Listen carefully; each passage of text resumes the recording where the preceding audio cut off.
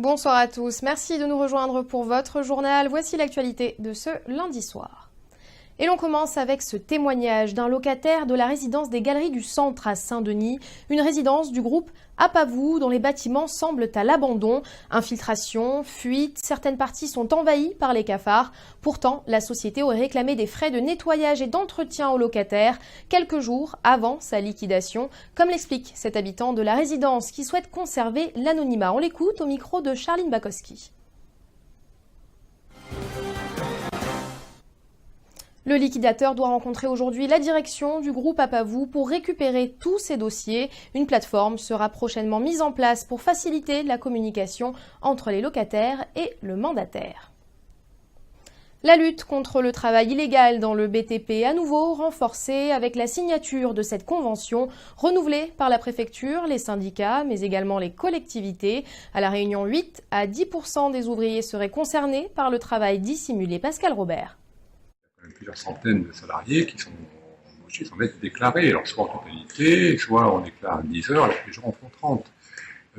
Tout ça, c'est un délit. Le travail dissimulé, c'est au moins 3 ans d'emprisonnement et des milliers d'euros d'amende. Ça fausse la concurrence, donc il y a des entreprises qui, elles, respectent la loi, qui paient des charges à la CGSS et qui voient leur échapper des marchés au profit de sociétés qui, elles, sont moins disantes parce qu'elles ne payent personne ou elles payent beaucoup moins qu'elles devraient payer. Donc c'est la réaffirmation de cette convention qui a été signée en 2015-2016, la volonté donc de la prolonger de 3 ans et de continuer donc le travail qui a été mené. Nous réfléchissons à de nouvelles actions qui pourront être menées dans les temps à venir. Des propositions ont été faites à l'occasion de cette réunion d'aujourd'hui, notamment peut-être des actions de communication en direction des particuliers qu'il faut sensibiliser à certaines pratiques. Il prend la fuite après avoir percuté un scooteriste vendredi soir au Tampon. L'homme a été déféré devant le parquet de Saint-Pierre ce matin. Les examens ont révélé qu'il conduisait sous l'emprise de stupéfiants. Il a été mis en examen pour délit de fuite, blessures involontaires, délit d'assurance et absence de permis de conduire. Il a été placé en détention provisoire. On écoute son avocate au micro de Prisca Bigot.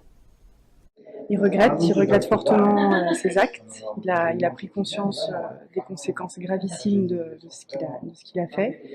Et ce placement en détention lui permettra de réfléchir et d'envisager son futur, son avenir sur une meilleure note, je l'espère.